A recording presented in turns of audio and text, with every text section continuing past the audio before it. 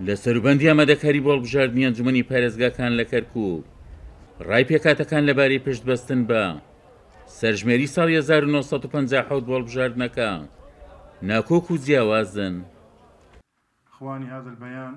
عەرەب و تورکمان لەسەر پرسی سەرژمێری 57 ناکۆکن. لایەنی عەرەبی بە غەدرێکی گەورەی دەزانن کە لە عەرەب دەکرێت. تورکمانەکانیش پێیان وایە بەو سەرژمێریە ماف بۆ خاوەن ماف دەگەڕێتەوە. biz çarşuy Türkmanı ئێمە وەک پێکهاتەی تورکمان لە کەرکووک پشتیوانی لەو بڕگەی یاسایی هەڵبژاردننی ئەنجومەنی پارێزگاکان دەکەین کە دەڵێت هەڵبژاردنەکە لە کەرکووک بە پێی سەرژمێری ساڵی 1957 بکرێت. ئەو سەرژمێریە بە دروستترین سەرژمێری دەزانین بۆ شارەکەمان چونکە قەبارەی ڕاستەقینەی هەر پێکهاتەیەک دەستنیشان کراوە. تێبینیمان لەسەر بڕگەکەش هەیە کە دەبوو ئیدارەی ئێستای کەرکووکی بە تەنها نەگرتایەتەوە بەڵکو خەڵکی ئەو ناوچانەشی بگردایەتەوە کە بۆ گۆڕینی دیموگرافی ڕژێمی بەعەس لەم پارێزگایە دایبڕاندووە. أول شيء إحصاء 57 تم تحقيقه في عهد الملكية. یەکەم شت سەرژمێری ساڵی 1950 لە سەردەمی پاشایەتی کراوە کە تۆمارەکانی ئەو سەردەمەش تۆماری عوسمانی بوون. لەو کاتەدا کەرکووک خۆشی پارێزگا نەبووە بەڵکو بریتی بوو لە لیوای کەرکووک.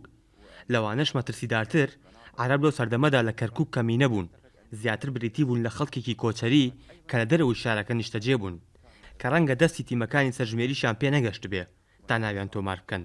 بۆیە ئێمە بە مەترسی دەزانین پشت بەو سەرژمێری ببەسترێ و لەوەش مەترسیدارتر بەو هۆیەوە 150,000 عەرەب کە دواتر ڕویان لە پارێزگا کردووە بێبەش دەبن لە دەنگدان. تصل ولم تسجل العرب لهذا نجد فيه مخاوف.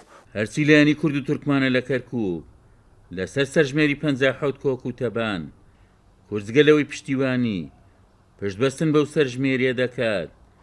نیگەرانەکە تەنها سنووری ئێستای پارێزگاکەی گرتوۆتەوە.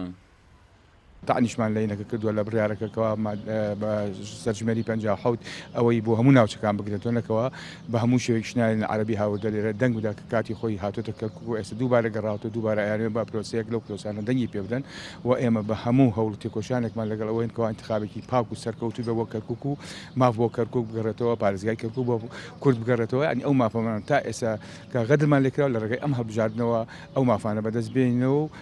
سەرباری تێپەڕبوونی زیاتر لە 6 دەیە بەسەر ئەنجامدانی سەرژمێری ساڵی 1957 کورد و تورکمان دەیانەوێ ئەو سەرژمێریە بکرێتە بنەمایەک بۆ هەڵبژاردننی داهاتوو لە کەرکووک. هەرچی لایەنی عەرەبیە دژین چونکە ڕێژی عەرەب لەو سەردەما لە هەموو پێکاتەکانی دیکە کەمتر بووە.